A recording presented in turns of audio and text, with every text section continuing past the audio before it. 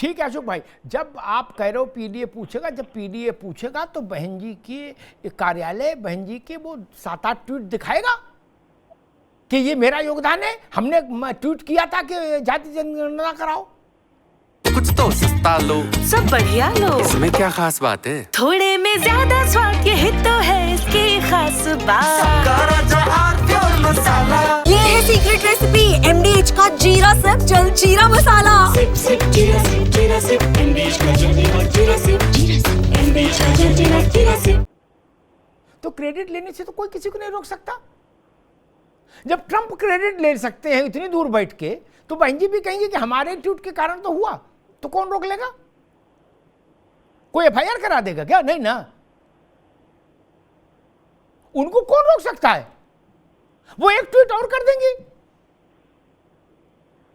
और नहीं सुरेश जी बोलेंगे सब जगह कि माननीय बहन जी के कारण ये जनगणना हो रही है, जाति जनगणना। और भाजपा वाले कहेंगे इन किसी के कारण नहीं हो रही है, हमारे कारण हो रही है। ये भी समझ लो, कथा भागवत हम कराएं हैं और उसका श्रेय दूसरा ले, ऐसा कहीं होता है राजनीति में? नहीं ना। भाजपा ने तंबू लगाया है तो वही अपनी मोहर उस पर लगाएगी भैया। अशोक भी ये भी ध्यान रखो, दबाव से नहीं। भी तो काशीराम भी कहते हैं कि मंडल कमीशन के लिए हमने भी VP सिंह को कहा था बुला के कि मंडल कमीशन लागू करो, लेकिन काशीराम को तो श्रेय नहीं दिया किसी ने। जो लागू करता है उसी को श्रेय जाता है। खैर मिश्रा जी, दो तरह की बातें होती हैं। एक तो कहा जाता है कि खासतौर पर समाजवादी पार्टी कहती है कि बसपा आपकी बी टीम है भाजपा की।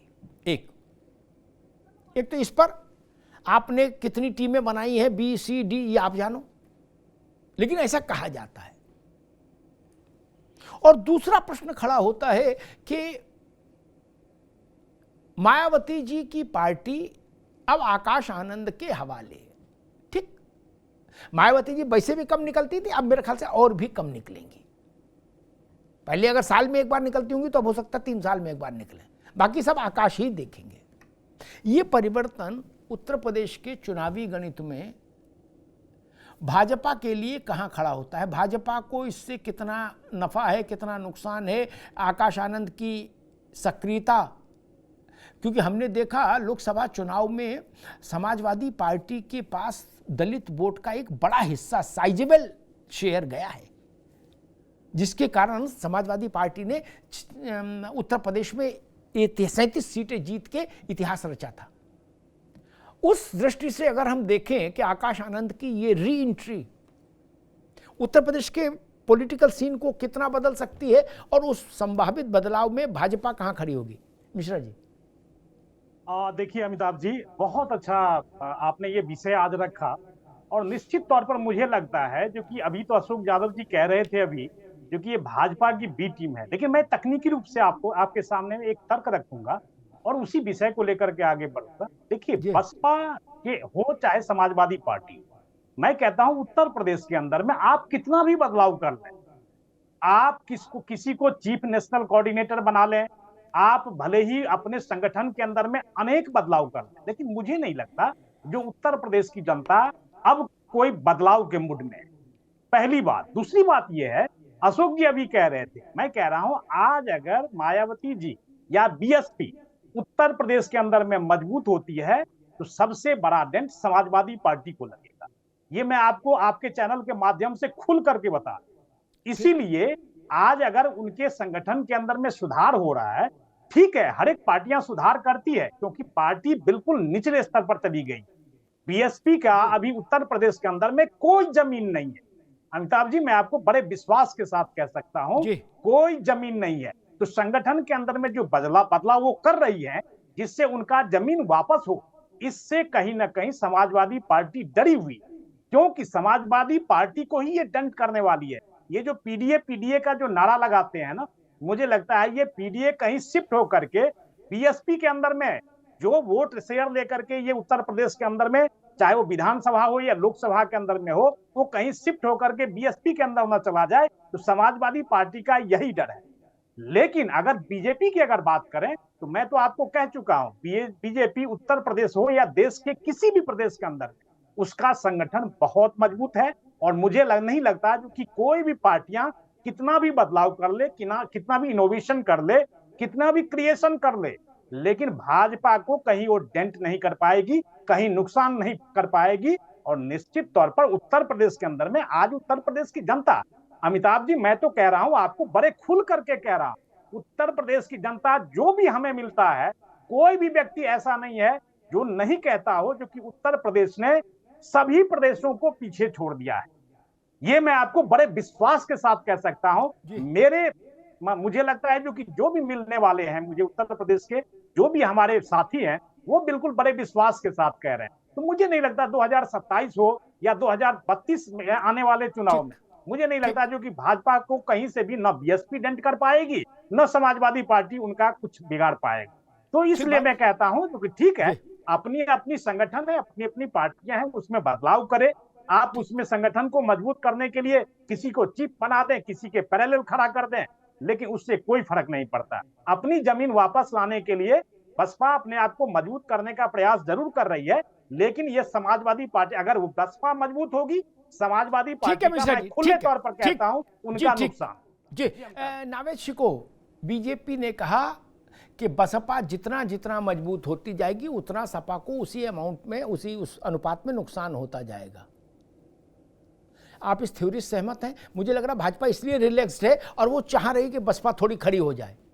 ये बात कहने से पहले प्रश्न इसलिए मैंने पूछा, अभी तो मिश्रा जी ने कहा, लेकिन मुझे याद है जब लोकसभा के चुनाव का परिणाम आया 4 जून को नावेद, तो उस दिन भाजपा स्तब्ध थी, ऐसा परिणाम था। सपा शिखर पर थी। मैंने भाजपा के एक बड़े नेता से कहा, पूछा कि क्या हुआ, उन्होंने कहा होना क्या था भाई साहब, ये हाथी वाले तो बैठ गए, ये खड़े भी रहते, कम से कम ठीक से चुनाव भी लड़ लेते तो ऐसी स्थिति थोड़ी ना होती। तो मैंने कहा इन्हीं के भरोसे खेल रहे थे, तो उन्होंने मेरा हाथ दबा दिया, बोले अब छोड़ो भाई साहब। नावेद को अजीत ये हाथी बैठ गया, लोकसभा में 9% पर आ गया, तो भाजपा के लिए संकट पैदा हो गया।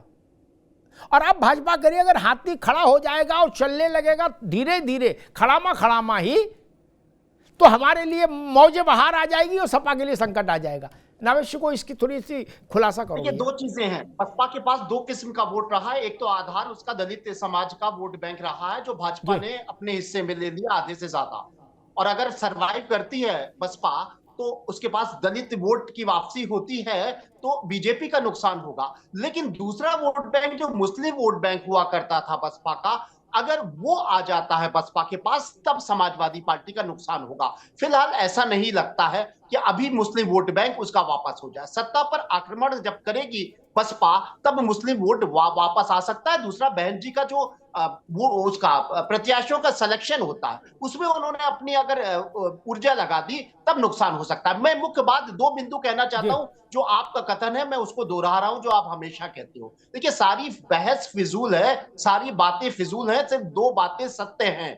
एक बात यह कि बसपा में जब तक मायावती जी सक्रिय है राजनीति में, जब तक बस मायावती ही है, सेकंड पोजीशन कोई है ही नहीं। चाहे आकाश आ जाए, चाहे जमीन आ जाए, चाहे पाताल आ जाए, चाहे राजू आ जाए, चाहे मुन्ना आ जाए, कोई मतलब नहीं है।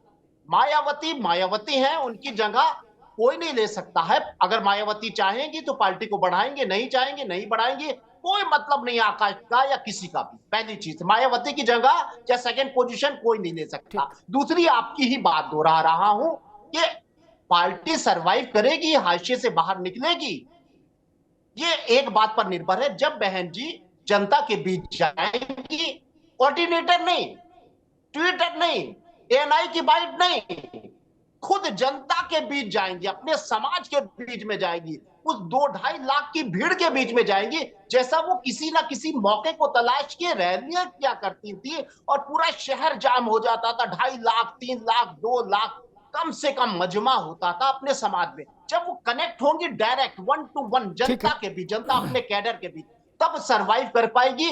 बाकी उनको किसी को रख लें, सतीश मिश्रा कुछ कर लें, आकाश कुछ कर लें, मीटिंग है वो 100 कर लें, ट्विटर वो 10 कर लें, बहस आप 50 कर लो अपने TV9 पर, कोई फायदा नुकसान नहीं होने वाला। मायावती जनता के बीच जाएंगी तो बसपा सरवाइव करेगी, और ठीक बात। दूसरी बात, मायावती की जगह कोई आकाश, कोई जमीन कोई नहीं ले सकता। ये ठीक दो बात, बातें ठीक- सत्य हैं। ये ठीक जरूर है कि समाजवादी पार्टी का नुकसान बसपा ने किया था। वो उनकी दो तरह की गणित होती है। मुस्लिम वोट बैंक को काटने की जी, कोशिश की थी, ठीक- लेकिन अब वो गुंजाइश कम हो गई है, ठीक है, क्योंकि नावेद भाई। मुसलमान अब बसपा के चक्कर में नहीं जी, है। उसको ठीक है। लगता है कि कहीं ना कहीं बी मैं टीम सुरेश जी के पास जाऊं तो स्वाभाविक है एक ही प्रश्न होगा। ठीक है नावेद भाई। अरे श्रीमती जी कुछ तो सस्ता लो। नहीं श्रीमान जी, सब बढ़िया लो। इसमें क्या खास बात है? थोड़े में ज्यादा स्वाद, यही तो है इसकी खास बात। क्या स्वाद है? अरे मेरे राजा,